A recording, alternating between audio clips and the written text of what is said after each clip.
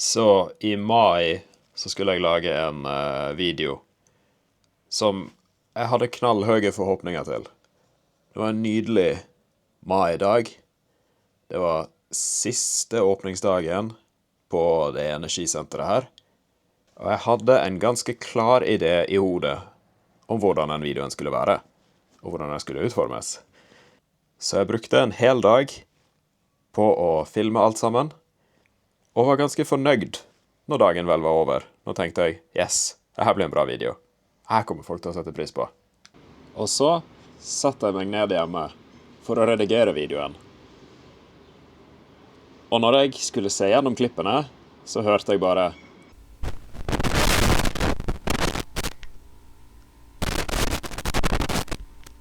12 timer arbeid brukte jeg den dagen på å lage den videoen. Og så går alt sammen ned i dass, fordi at mikrofonen min var ødelagt.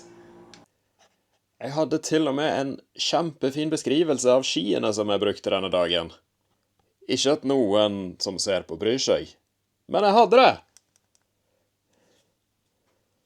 Se på de her. Kjempefine ski. Som jeg forklarte i detalj. Men de detaljene får dere aldri vite, fordi mikrofonen min var ødelagt. Denne videoen hadde alt. Dette var videoen som skulle løfte meg fra en hobby-youtuber til en fulltids-viral språkinfluencer. Jeg har ikke lyst til å bruke ordet influencer om meg selv. Men dere skjønner poenget. Jeg hadde alt i den videoen her. Se på det her.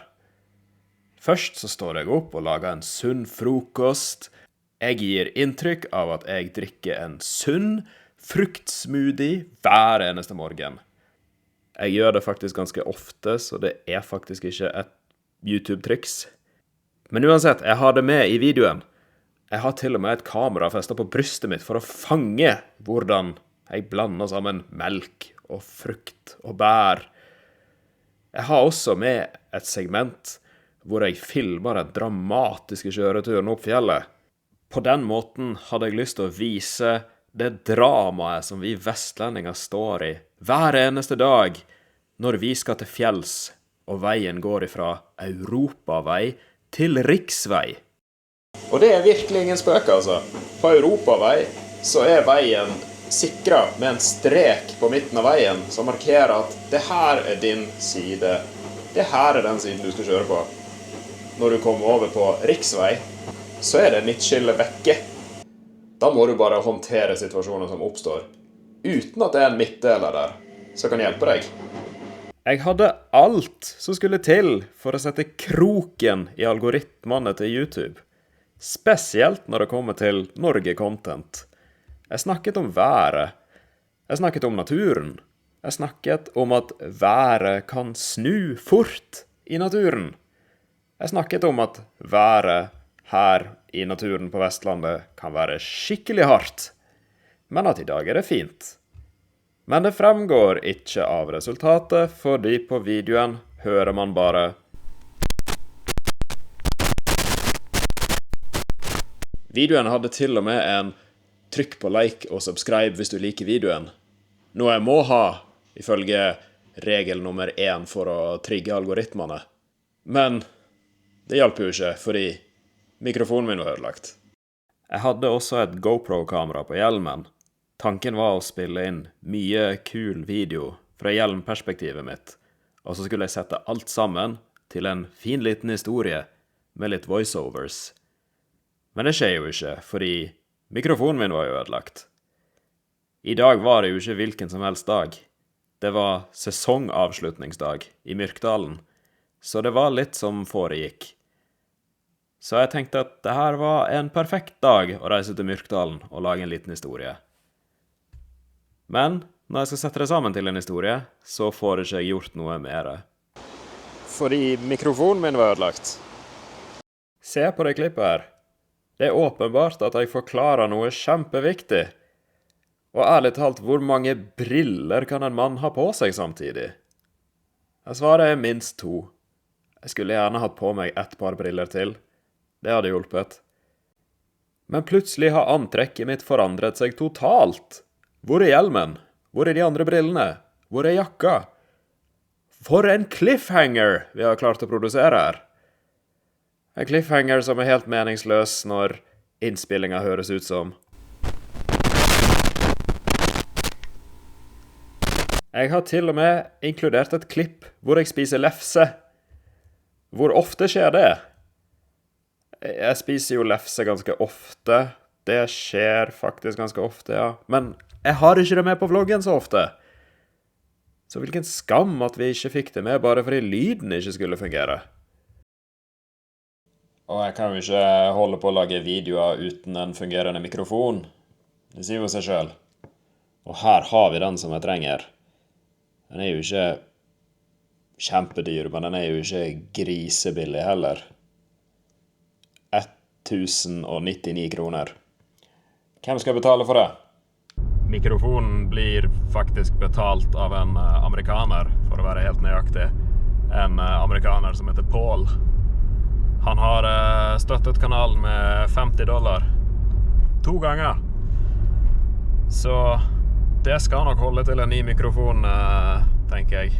Og med det kan jeg selvsagt si 1000 hjertelig takk for ditt meget generøse bidrag til kanalen, Paul. Pengene de går rett tilbake til å drifte kanalen, så jeg håper du blir fornøyd med resultatet. Jeg hadde også store planer om å runde av videoen, denne perfekte videoen med denne perfekte historien, med et skikkelig høydepunkt. Og til den anledningen fikk jeg hjelp av Håvard. Husker dere Håvard? Han har vært med på et par videoer tidligere. Sett deg inn bak her. Mest jeg vet islaks. Og en munnvarm. Hva du sa?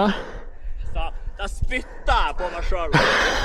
Etterfulgt at det var ikke så hot. Notert. Jeg skal skrive det ned.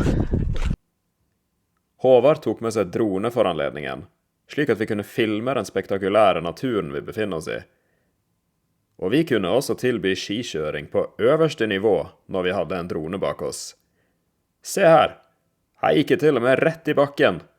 Så mye offret vi for at denne videoen skulle bli en skikkelig suksess. Dronen fikk også gjennomgå. På et tidspunkt fløy den rett inn i et hustak, og vi måtte stjele en stige for å få den ned. Droneredning på G. Krasjet droner med et hus.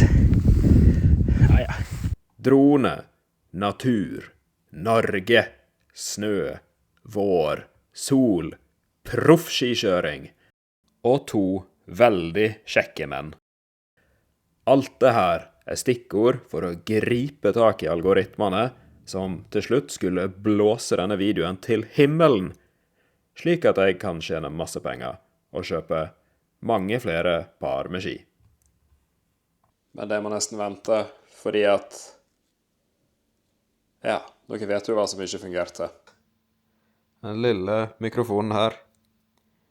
Jeg fikk ikke engang en forvarsel. Plutselig var det bare ingenting som fungerte. Men, livet skal nok gå videre.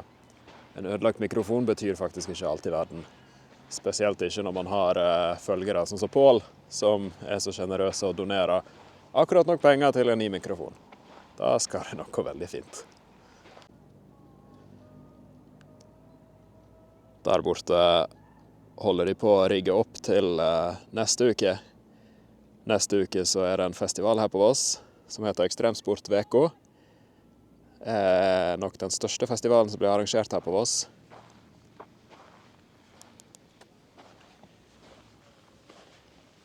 Kanskje jeg skal lage en vlogg fra den festivalen.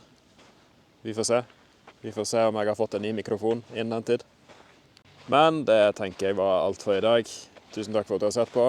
Ikke glem å trykke på like, trykke på subscribe, husk å dele med absolutt alle vennene dine, og så videre, og alt det andre som man skal si for å hukke tak i algoritmene. Og så ses vi snart i en ny video. Forhåpentligvis da med en flunka ny mikrofon, klar til å presentere krystallklar lyd. Ha det på badet for denne gang. Ha det bra.